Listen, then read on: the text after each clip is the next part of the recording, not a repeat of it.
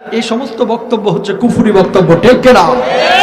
এই সমস্ত বক্তব্য বিশ্বাস করা যাবে না মুসলমান।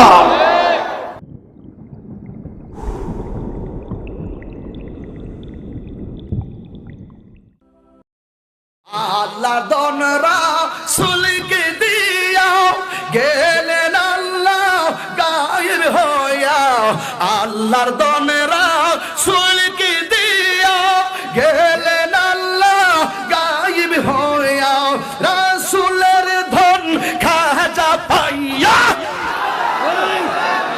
রাসূলের ধন খাজা পাইয়া শুইয়া আছে আজমিরে, কেউ ফিরে না খালি হাতে, খাজা তোমার।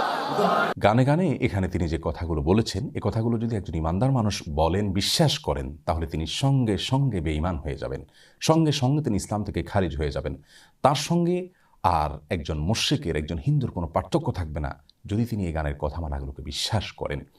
কারণ এখানে সুস্পষ্টভাবে আল্লাহর সঙ্গে শিরকে আকবর হয়, বড় শিরক হয়, এরকম কথা রয়েছে। ওই গিয়াসউদ্দিন তাহেরি সাহেবের একটা গান, কি গান?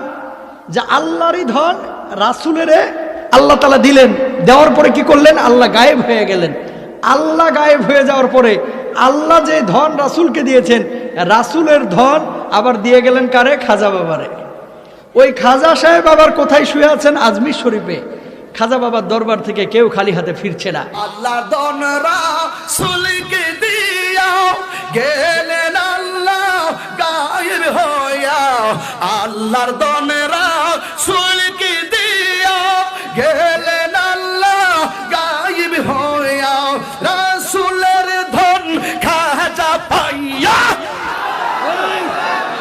রাসূলের ধন খাজা পাইয়া শুইয়া আছে আজমিরে, কেউ ফিরে না খালি হাতে, খাজা তোমার। এখানে বলা হচ্ছে যে আল্লাহর ধন রাসূলকে দিয়ে আল্লাহ গেলেন গায়েব হইয়া। আল্লাহর ধন যদি রাসূলকে দিয়ে আল্লাহ গায়েব হয়ে থাকেন, নাউজুবিল্লাহ, তাহলে সেক্ষেত্রে তার বিবরণ তো কোরআনে থাকবে, তার বিবরণ তো রাসূল আকরাম সাল্লাল্লাহু আলাইহি ওয়াসাল্লামের কোনো হাদিসে থাকবে। প্রিয় ভাইরা আমার, আল্লাহ কি কখনো আল্লাহর ধন কাউরে দিয়ে গায়েব হয়ে যাবেন, এই আকীদা কি মুসলমানের আকীদা হতে পারে? কথা বলেন না কেন? এই আকীদা কি মুসলমানের আকীদা হতে পারে?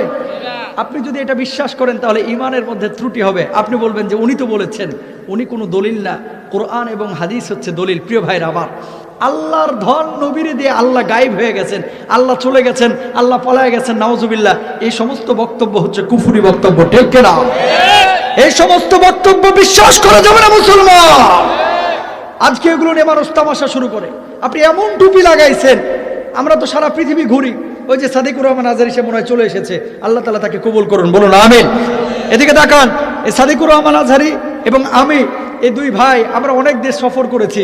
বিশ্বাস করেন, শিয়া রিলেটেড যে সমস্ত দেশে আমরা গিয়েছি, এরা দেখেছি একটা টুপি ব্যবহার করে।